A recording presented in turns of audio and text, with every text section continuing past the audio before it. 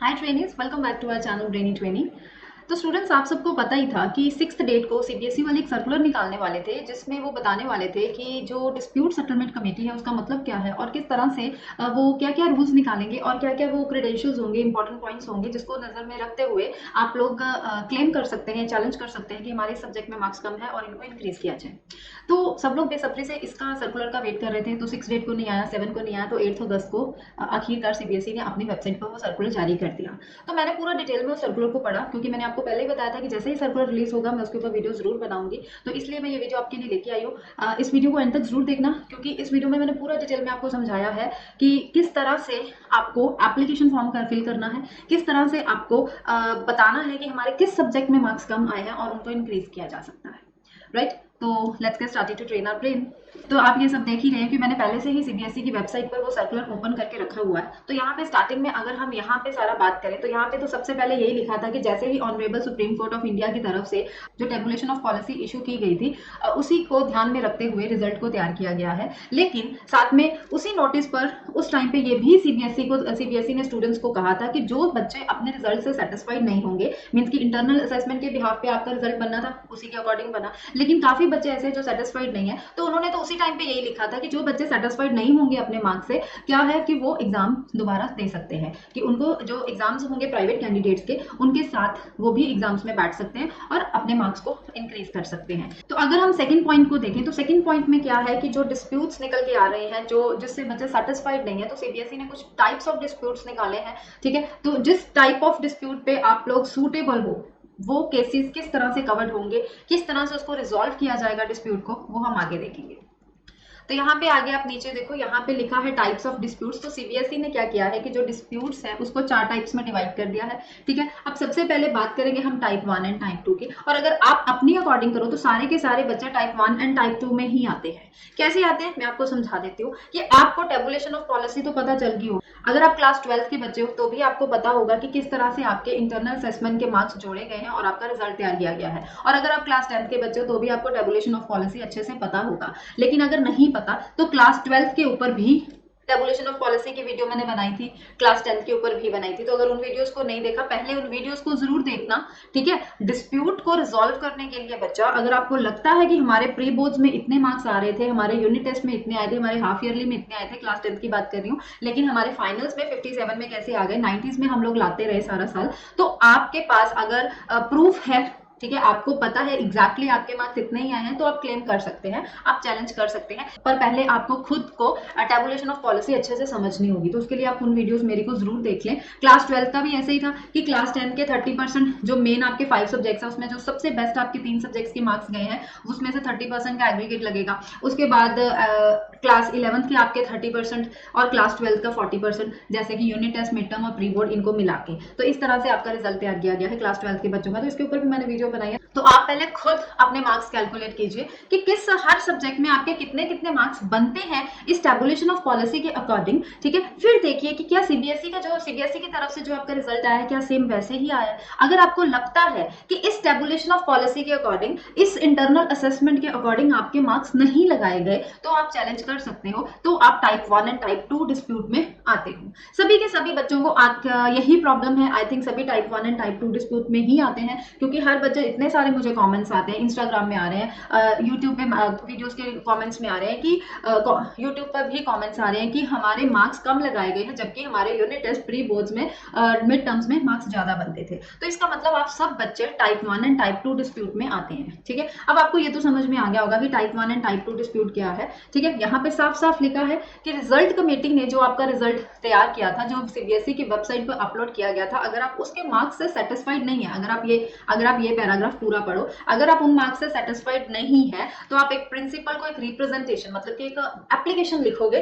ठीक है, और उसमें अपनी पूरी वेरिफिकेशन दोगे कि हमारे मार्क्स ये बनते हैं लेकिन रिजल्ट में हमारे मार्क्स ये लगाए गए, तो उसके ऊपर पूरा वेरीफाई किया जाएगा, उस फैक्ट को पूरा देखा जाएगा। उसके आगे मैं पूरा डिटेल में समझाऊंगी कि किस तरह से आपको एप्लीकेशन फॉर्म देना है, इसलिए वीडियो को अंत तक जरूर देखना क्योंकि एप्लीकेशन फॉर्म आपको गलत नहीं फिल करना है। एप्लीकेशन फॉर्म जो आपको लिख के अपने स्कूल को सबमिट करना है वो बिल्कुल एग्जैक्ट और राइट होना चाहिए। तो इसलिए वीडियो को अंत तक जरूर देखना, मैं आगे आपको पूरा अच्छे डिटेल में समझाने वाली हूँ। अब बात करते हैं टाइप 3 डिस्प्यूट की। टाइप 1 और 2 समझ में आ गया। ठीक है, अब चलते हैं टाइप 3 डिस्प्यूट की। अब टाइप 3 डिस्प्यूट के वंस एनी रिजल्ट कमेटी इसका मतलब यहाँ पे आप लोग नहीं आ रहे। रिजल्ट कमेटी जो आपके टैबुलेशन ऑफ पॉलिसी में भी लिखा था कि 8 मेंबर्स की रिजल्ट कमेटी तैयार की गई थी उस टाइम पे जब आपका रिजल्ट तैयार किया गया था, ठीक है। एक आपके प्रिंसिपल थे, 5 आपके सब्जेक्ट टीचर्स थे और 2 एक्सटर्नल एग्जामिनर्स को लाया गया था, ठीक है। वो उन 8 मेंबर्स ने मिलकर रिजल्ट कमेटी ये बनाई गई और उन्होंने मिलकर आपका रिजल्ट तैयार किया। अगर उनको लगता है, उस रिजल्ट कमेटी को अगर लगता है कि हमने कहीं ना कहीं गलती कर दी बच्चे का रिजल्ट बनाने में, तो वो डिस्प्यूट 3 में आते हैं। तो इसका मतलब यहाँ पे आप लोग डिस्प्यूट में इस डिस्प्यूट 3 में नहीं आ रहे, आप टाइप 3 में नहीं आ रहे, आप लोग टाइप 1 और 2 में आ रहे हैं। टाइप 3 में आपका स्कूल आ रहा है। अगर स्कूल को लगता है कि वो उन्होंने रिजल्ट बनाने में कोई गड़बड़ की है तो वो टाइप 3 में आएंगे। उसके बाद टाइप 4 में क्या है कि अगर किसी स्कूल को, ये भी स्कूल की तरफ से ही है, अगर किसी स्कूल को लगता है कि पॉलिसी ही जो गलत बनाई गई है, जो सुप्रीम कोर्ट ने अप्रूव की थी पॉलिसी, उस पॉलिसी को ही गलत कह रहे हैं अगर कोई, ठीक है, स्कूल वाले, कि इस पॉलिसी ही गलत है बिल्कुल,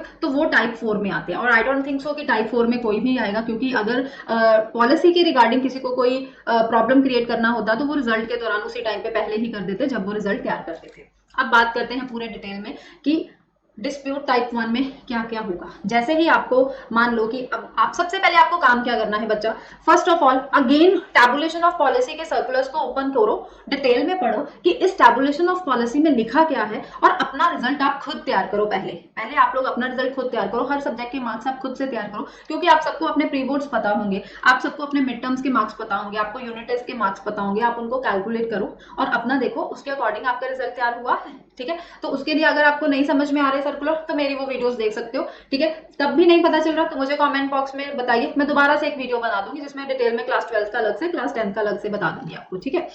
अब यहाँ पे क्या है कि अगर आपको कैंडिडेट कौन है आप लोगों को, ठीक है, अगर आपको इस पे कोई इशू क्रिएट लग रहा है, आपको लग रहा है कि हाँ जी हमारे मार्क्स कम लगाए गए हैं, तो प्रोसेस कहाँ से स्टार्ट होगा, आपको एक एप्लीकेशन फॉर्म भरना होगा, लिखना होगा। Application form as such CBSE ने नहीं दिया है, आगे उन्होंने मैटर लिखा हुआ है आगे इंपॉर्टेंट इंस्ट्रक्शंस में, तो वो मैटर हम बाद में डिस्कस करेंगे, ठीक है। और वो कंप्लीट डिटेल्स उसमें होनी चाहिए कि आप अगर किसी सब्जेक्ट पर क्लेम कर रहे हैं तो वो सब्जेक्ट प्रॉपर मेंशन होना चाहिए, ठीक है। वो सारा हम पूरा डिटेल में आगे बात करेंगे कि एप्लीकेशन फॉर्म आपको किस तरह से लिखनी है, ठीक है। उसके बाद स्कूल अगर आपका वो प्रॉब्लम रिजॉल्व करते हैं तो उनको भी वो रिकॉर्ड अपने पास रखना होगा, क्योंकि कल को सीबीएसई वाले पूछ सकते हैं कि अगर आपने उस बच्चे का दोबारा से रिजल्ट तैयार किया था तो आपके पास क्या रिकॉर्ड है, तो उनको अपना वो मेंटेन करके रखना होगा स्कूल को रिजल्ट। उसके बाद जो सेम रिजल्ट कमेटी उस टाइम पे बनाई गई थी, वही सेम कमेटी आपके रिजल्ट को दोबारा चेक करेगी कि अगर बच्चा चैलेंज कर रहा है कि हमारे इस सब्जेक्ट में मार्क्स कम लगाए गए हैं तो क्या वाकई में उसके मार्क्स कम लगाए गए हैं, और strictly in the light of policy, मतलब कि जो टैबुलेशन ऑफ पॉलिसी उस टाइम पे निकाली गई थी, ठीक है, उसी पॉलिसी को मद्देनजर रखते हुए, ध्यान में रखते हुए वो सब चेक करेंगे, रिजल्ट वेरीफाई करेंगे क्या वाकई में हमने कहीं गलती कर दी बच्चे का रिजल्ट तैयार करने में, ठीक है। तो वो सारा देखेंगे, रिकॉर्ड पूरा प्रॉपर बनाएंगे और उसके बाद डिसाइड करेंगे कि बच्चे ने जो हम पे क्लेम किया है क्या वो सच है, ठीक है।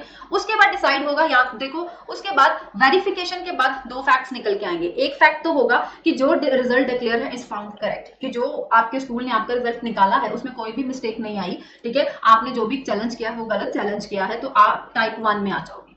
लेकिन अगर आपने चैलेंज किया है, ठीक है, आपके मार्क्स गलत लगाए गए हैं और स्कूल ने भी उसको वेरीफाई किया तो उनको भी लगा यस इस बच्चे के मार्क्स गलत लगाए गए हैं, तो आप टाइप 2 में आ जाओगे। Is that clear? ये टाइप 1 और टाइप 2 का समझ में आ गया। दोबारा से बता देती हूँ कि अगर आपने जो चैलेंज किया है स्कूल को कि इस सब्जेक्ट में आप नंबर ऑफ सब्जेक्ट्स दे सकते हो, ये नहीं कि अगर आप सभी सब्जेक्ट्स में तो आपके मार्क्स नहीं ना लगाए गए होंगे गलत, किसी 2-3 सब्जेक्ट्स में होंगे या एक में होंगे, तो आप उस सब्जेक्ट को मेंशन कर सकते हो, ठीक है। अपनी खुद की हुई कैलकुलेशन आप शो कर सकते हो, आपको पता तो होंगे हमारे मार्क्स इतने बनते हैं, तो उसके अकॉर्डिंग रिजल्ट कमेटी जो बनाई गई थी उस टाइम पे 8 मेंबर्स की, वो चेक करेंगे, फिर अपने स्कूल के प्रिंसिपल को इन्फॉर्म करेंगे कि नहीं जी बच्चे ने जो हम पे क्लेम लगाया वो गलत है, हमने जो रिजल्ट तैयार किया वो बिल्कुल ठीक है, तो वो टाइप 1 हो जाएगी। और उसके बाद जो रिजल्ट डिक्लेरेशन अगर उसका करेक्ट निकला है तो आपको इन्फॉर्म कर दिया जाएगा कि आपकी रिजल्ट में कोई भी मिस्टेक नहीं निकाली गई, तो वो डिस्प्यूट वहीं पे रिजॉल्व हो जाएगा। तो ये है टाइप 1 डिस्प्यूट, ठीक है, ये टाइप 1 डिस्प्यूट हो गया। उस डिस्प्यूट को वहीं पे खत्म कर दिया जाएगा, वो रिजॉल्व हो जाएगा। अब बात करते हैं टाइप 2 पे, कि अगर आपने कुछ चैलेंज किया है, फॉर एग्जांपल आपने मैथ साइंस में चैलेंज किया है कि हमारे प्री बोर्ड में 93 आ रहे हैं, 93%, हमारे मिड टर्म में 91% आ रहे हैं, ठीक है, हमारे यूनिट टेस्ट में 90% बन रहे हैं, लेकिन फाइनल रिजल्ट हमारा 57% पे आया है। आप इस चीज को अगर क्लेम कर रहे हो किसी एक पर्टिकुलर सब्जेक्ट पे, तो जो रिजल्ट कमेटी थी जो उस टाइम पे बनाई गई थी, उन्होंने भी इसको देखा, चेक किया कि हाँ जी उनको भी पता लगा कि यस बच्चा बिल्कुल ठीक कह रहा है, तो आप टाइप 2 में आ जाओगे। आप टाइप 2 में आओगे, ठीक है, टाइप 2 में आओगे आप, तो उस टाइम पे क्या करेंगे कि उसके आपके मार्क्स को वेरीफाई किया जाएगा, फिर आपके जितने मार्क्स बढ़ जाएंगे आपके स्कूल के प्रिंसिपल को बताया जाएगा, और आपके स्कूल के प्रिंसिपल रीजनल ऑफिस को ये चीज कंफर्म करेंगे, उनको बताएंगे, और वो सीबीएसई की वेबसाइट पे वहां पे कोई लिंक होगा, सारा यहाँ पे मेंशन है, रिक्वेस्ट सबमिशन ऑफ रेजोल्यूशन पे, ठीक है, इसको क्लिक करके वहां पे कोई लिंक आएगा कि आपको टाइप 2 पे, फिर आपको वहां पे आपके स्कूल को टाइप 2 को क्लिक करके आपका दोबारा से रिजल्ट वहां पे डालना होगा, तो आपके मार्क्स बढ़ जाएंगे। इस तरह से आपके मार्क्स इंक्रीज होंगे, और इस तरह से टाइप 2 डिस्प्यूट में आप लोग आते हैं, ठीक है। अब टाइप 3 टाइप 4 दोबारा एक्सप्लेन करने की जरूरत नहीं है, क्योंकि ये स्कूल के ही ऊपर है, तो ये आपको समझने की जरूरत भी नहीं है, ये आपके स्कूल वाले ही समझेंगे। अब हम बात करते हैं शेड्यूल ऑफ एक्टिविटीज की। देखो, शेड्यूल ऑफ एक्टिविटीज ये बहुत इंपॉर्टेंट है आपके लिए जानना, अगर आप चैलेंज करना चाहते हो। देखो, आप टाइप 1 और टाइप 2 में आ रहे हो, आपको नहीं पता कि आप टाइप 1 में हो कि 2 में है, ये डिसाइड करेंगे आपके स्कूल वाले जब आपके किए गए चैलेंज को वो वेरीफाई करेंगे, ठीक है। कि अगर आपका किया गया चैलेंज वेरीफाई वो बिल्कुल करेक्ट है, उनको गलती कहीं नजर आ रही है अपने बनाए गए रिजल्ट में, तो आप टाइप 2 में आ जाओगे। अगर उनको कहीं भी रिजल्ट बनाए हुए में गलती नजर नहीं आई, वो बोल रहे हैं कि नहीं बच्चा जो भी कह रहा है गलत कह रहा है, हमने जो रिजल्ट बनाया वो बिल्कुल ठीक है, तो वो आप टाइप 1 में आ जाओगे, ठीक है। ये तो आपके स्कूल वाले डिसाइड करेंगे, लेकिन आपको जब एप्लीकेशन फॉर्म भरना है तो आपको टाइप 1 और 2 दोनों के अंडर आप आते हो, तो उसकी स्टार्टिंग डेट क्या है, आपको एप्लीकेशन फॉर्म जो स्कूल को सबमिट करना है 9 डेट से, एंड डेट है 11। याद रखिए 11 से लेट मत होना, नहीं तो आप चैलेंज नहीं कर पाओगे। और जो टाइप 2 है वो 11 डेट से 14 डेट तक उसकी एंडिंग डेट है। टाइप 3 की ये तो चलो आपके स्कूल के लिए है। अब जो प्रोसेसिंग डेट है, प्रोसेसिंग भी आपके स्कूल को ही करनी है, जो रिजल्ट कमेटी उसको ही करनी है, वो 10 डेट से कमेटी स्टार्ट हो जाएगी, ठीक है, और वो प्रोसेसिंग स्टार्ट हो जाएगी। उसके बाद हम आगे चलते हैं, इंपॉर्टेंट इंस्ट्रक्शंस देखें। इंपॉर्टेंट इंस्ट्रक्शंस देखें, सबसे पहले पॉइंट पे जो लिखा है कि आप अपने बनाए गए रिजल्ट को चैलेंज कर सकते हो कि हमारे इसमें मार्क्स कम लगाए गए हैं, आप उसको चैलेंज कर सकते हो, लेकिन जो रिजल्ट कमेटी ने जो मॉडरेशन निकाली की है अपने स्कूल से, कि जो रेफरेंस ईयर उन्होंने उठाया है पिछले 3 साल से, कि हमारा रेफरेंस ईयर 2020 या 2019 जो भी उन्होंने रेफरेंस ईयर उठाया है, उसके अकॉर्डिंग जो उन्होंने हर सब्जेक्ट में मॉडरेशन की है वो कम जा रही है या बढ़ रही है, उसको आप चैलेंज नहीं कर सकते। वो आपके स्कूल की मर्जी है, वो उसी के अकॉर्डिंग चलेगा। आप अपने दिए गए मार्क्स को चैलेंज कर सकते हो, लेकिन रिजल्ट कमेटी ने जो मॉडरेशन किया है रेफरेंस ईयर को चूज करके, आप उसके ऊपर कोई क्लेम नहीं कर सकते। सेकंड की बात यह है कि जब भी आप स्कूल को एप्लीकेशन फॉर्म फिल करोगे, तो सबसे पहले वहां पर टॉप पे लिखोगे आप क्लास 10th के बच्चे हो या क्लास 12th के हो, ये चीज जरूर मेंशन करना, क्लास 10th के हो या क्लास 12th के हो। अब थर्ड पॉइंट आपके लिए बहुत इंपॉर्टेंट है, क्योंकि थर्ड पॉइंट में यही लिखा है कि रिप्रेजेंटेशन जो आपको फिल करके अपने स्कूल को सबमिट करना है, ठीक है, वो क्रॉनिकल ऑर्डर, मतलब किस ऑर्डर में आपको सब फिल करना है। मान लो आपके पास एक प्लेन शीट है, एक प्लेन शीट आप लोग लोगे, सबसे ऊपर आप लिखोगे आप क्लास 10th के हो कि क्लास 12th के, तो एक प्लेन शीट लोगे, सबसे ऊपर बड़ा बड़ा आप लिखोगे कि आप क्लास 10th के हो, तो आपने वो हेडिंग डाल दी। उसके बाद आपको लिखना है dispute raised and representation in clear and brief language, कि पूरे क्लैरिटी के साथ पूरे ब्रीफ लैंग्वेज में आप लिखोगे कि अगर आप डिस्प्यूट रेज कर रहे हो, आप चैलेंज कर रहे हो, तो किस सब्जेक्ट के ऊपर कर रहे हो, क्यों चैलेंज कर रहे हो, ठीक है। थर्ड पॉइंट में आप facts figures record if any, ठीक है, मतलब कि प्रॉपर आप बताओगे कि हमारे इस सब्जेक्ट में, मान लो आपको मैथ्स में क्लेम करना है, चैलेंज करना है, तो आप लिखोगे कि प्री बोर्ड में आपके कितने मार्क्स बनते हैं, आपके यूनिट टेस्ट में कितने बनते हैं, आपके मिड टर्म में कितने मार्क्स बनते हैं, और सीबीएसई ने आपको कितने कितने मार्क्स दिए हैं, ठीक है। आप पूरा ये लिखो, उनको फिगर्स में प्रॉपर लिख के बताओगे, ठीक है। उसके बाद कंप्लीट डिटेल आपको कैंडिडेट को अपना नाम लिखना है, जो आपको स्कूल की तरफ से रोल नंबर मिला है, जो सीबीएसई का रिजल्ट निकालने वक्त आपने रोल नंबर निकाला था, वो रोल नंबर लिखोगे, अपने स्कूल का नाम लिखोगे, किस सब्जेक्ट पे आप क्लेम कर रहे हो, चैलेंज कर रहे हो, किस सब्जेक्ट पे कर रहे हो, साइंस पे कर रहे हो, मैथ्स पे कर रहे हो, सोशल साइंस पे कर रहे हो, आप वो सब्जेक्ट मेंशन करोगे, अपनी ईमेल आईडी दोगे और अपना मोबाइल नंबर दोगे। हो सकता है उसके बाद आपका जो भी क्लेम हो उसको जब रिजॉल्व किया जाए तो आपको ईमेल आईडी या आपको मोबाइल नंबर से आपका रिजल्ट बता दिया जाए कि हाँ जी आपकी कोई जो मिस्टेक है वो फाउंड हो चुकी है और आपके मार्क्स बढ़ा दिए गए हैं, आपके अब इतने मार्क्स बनते हैं, ठीक है। इसलिए ईमेल आईडी भी पूछी गई है और आपका मोबाइल नंबर भी पूछा गया है। तो ये डिटेल ABCD पॉइंट्स को ध्यान से आप लोग दोबारा से पढ़िए, और एक पहले तो आपको टेबुलेशन ऑफ पॉलिसी के अकॉर्डिंग अपना रिजल्ट खुद से तैयार करना होगा, फिर आपको देखना होगा कि वाकई में हम चैलेंज कर सकते हैं, हमारे पास ये प्रूफ है, हम अपने मार्क्स बता सकते हैं कि हमारे उस टाइम पे इतने मार्क्स आए, आपने इतने मार्क्स दिए। आपको ये फिर ABCD पॉइंट्स पढ़ के उसी के अकॉर्डिंग एक एप्लीकेशन फॉर्म लिखना होगा, और ये काम आपको इन डेट से पहले कर लेना है, ताकि आप 9 डेट को, जैसे ही 9 डेट आए, आप अब 9 डेट का है